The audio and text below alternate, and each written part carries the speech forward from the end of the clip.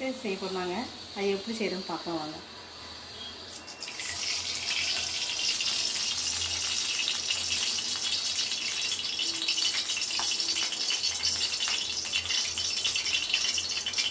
எண்ணெய் காஞ்சிருச்சு. வெங்காயம் போடுறேன்.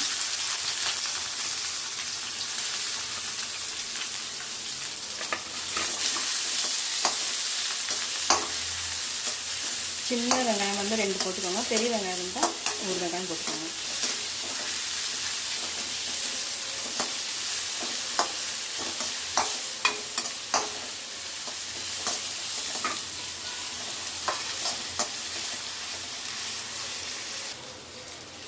இப்போ வந்து பொடியாக நறுக்கின பூண்டு, 2 பச்சை மிளகாய்.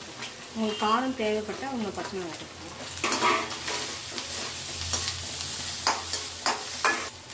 இப்போ வெங்காயம், பச்சை மிளகாய், பூண்டு வதங்கிடுச்சு. இப்போ கேரட் போட்டு,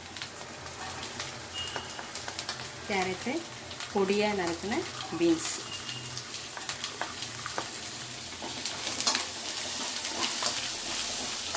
கேரட்டும் பீன்ஸும் வதங்கினதுக்கப்புறம் கொஞ்சம் அதுக்கப்புறம் குடமிளகாவும் கோசம் ஏன்னா சீக்கிரம் வெந்துடும். அதனால்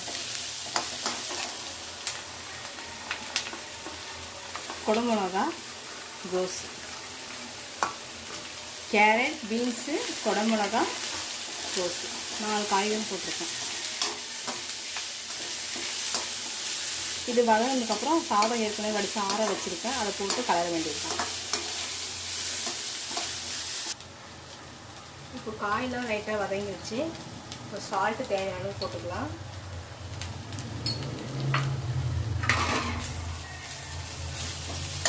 மிளகு தூள்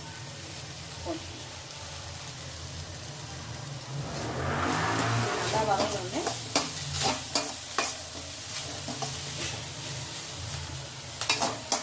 சாதம் வந்து ஏற்கனவே வெடித்து ஆற வச்சுருக்கேன். அதை இப்போ போட்டு கலரு. அவ்வளோதான், ஃப்ரைட் ரைஸ் ரெடி ஆயிடுச்சு.